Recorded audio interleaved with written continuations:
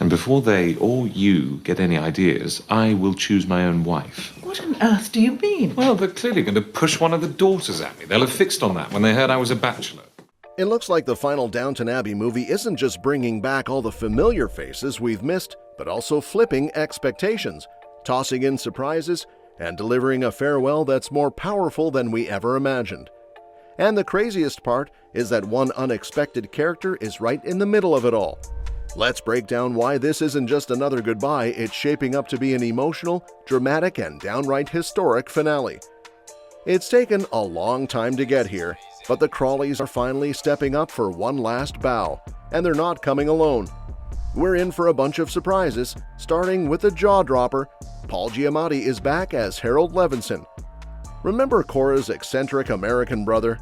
He only popped up back in Season 4 and seemed like a fun little side note at the time, but now he's apparently central to everything. In a chat with Entertainment Weekly, Giamatti admitted he never thought he'd revisit the world of Downton Abbey, so when Julian Fellowes personally called him up, he was floored.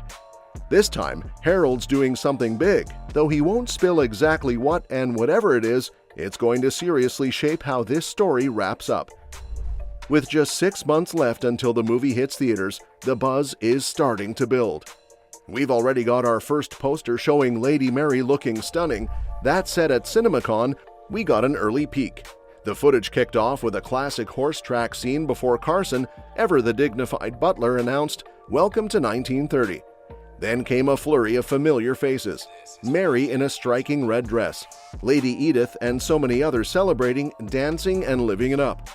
One truly touching moment showed Robert pressing a kiss to his hand and then to the walls of Downton, a clear, heartfelt nod to everything the estate has meant. Even though the full plot is still under wraps, the tone feels obvious. This is going to be an emotional, nostalgic farewell, which makes perfect sense since the series has always explored how big social changes ripple through both the aristocrats upstairs and the staff downstairs. Now set in 1930, just after women gained equal voting rights and as political tensions rise, the Crawleys stand right at the edge of a rapidly changing world. Add in nods to flapper fashion, aviation milestones, and even whispers of an unstable economy, and it's clear everything's in flux. But it won't be all joy. With Maggie Smith gone, Violet's absence will leave a heavy shadow. Fans are also anxious about Lady Mary's ending, especially since Matthew Goode, who plays her husband, might not return. Still, whether or not Henry appears, there's room to give Mary the strong, layered goodbye she deserves. That being said, in a chat with Screen Rant, Joanne Froggatt, who plays Anna, described the new Downton Abbey movie as really lovely, promising fans won't walk away feeling let down.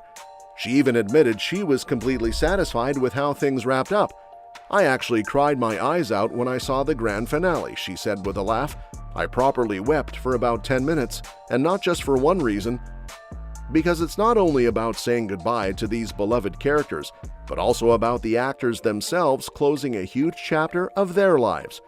It's the end of them playing these roles, after living and breathing Downton Abbey together for nearly 15 years. That alone makes this a pretty emotional, full-circle moment." Froggatt summed it up perfectly, saying, "It was very emotional, sentimental.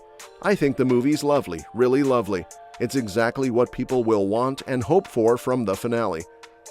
We'll also see the return of so many familiar faces, like Hugh Bonneville as Lord Grantham, Michelle Dockery as Lady Mary, Kevin Doyle's Molesley, Jim Carter's steadfast Carson, and Paul Giamatti popping back up as Harold Levenson. Interestingly, in another interview with Deadline, creator Julian Fellowes was asked if the grand finale truly means the end of Downton Abbey. His answer wasn't quite as final as you might expect. He admitted, "I don't know. Every time I say, 'oh yes, that's definitely it, goodbye,' then within a year I'm back doing something. So I never say never anymore." He did add that it probably is the last chapter for the original cast, since after all they've been doing this for 15 years.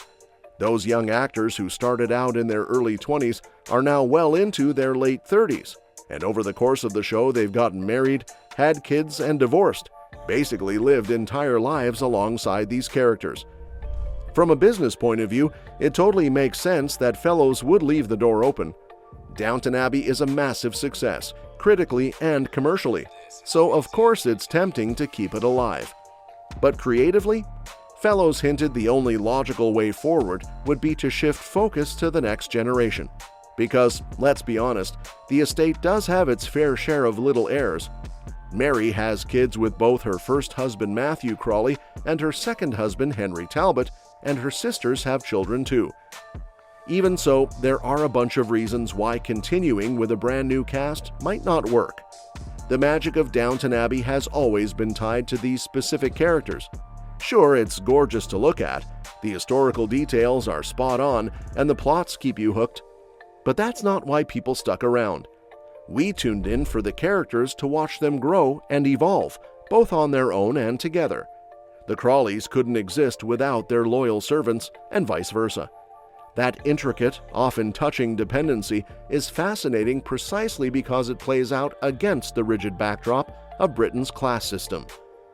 Over the years, even though a few faces changed due to characters dying or chasing their dreams elsewhere, about 70% of the original cast from Season 1 stayed on through to the grand finale. That's incredible, and it really highlights how beautifully these characters all work together. Without the likes of Robert and Cora, without Mary and Edith's sibling squabbles, without Carson's booming authority, Mr. Bates' steady calm, Mrs. Hughes' quiet care, and Thomas's complicated heart, it just wouldn't be the same. These relationships are what turned Downton Abbey into a worldwide phenomenon.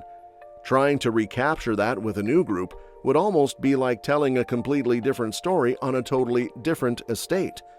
And that's why the grand finale feels like the perfect point to truly end the story. The death of Violet Crawley on screen, combined with Maggie Smith's real-life passing, means this film is bound to be incredibly emotional. Froggatt even said this final movie feels like one beautiful send-off for everyone, tying up all their stories in one last grand adventure. Everything from the marketing backs this up too. The teaser trailer leans hard into that bittersweet goodbye vibe, with lines like, "The place we'll always remember," "The family we'll never forget," and "Everything has led to this." There's even a moving moment showing Lord Grantham placing his hand on Downton's grand exterior, almost as if he's personally saying farewell to the home that's meant so much to them all. So no, Fellowes and the producers haven't flat out promised this is it forever.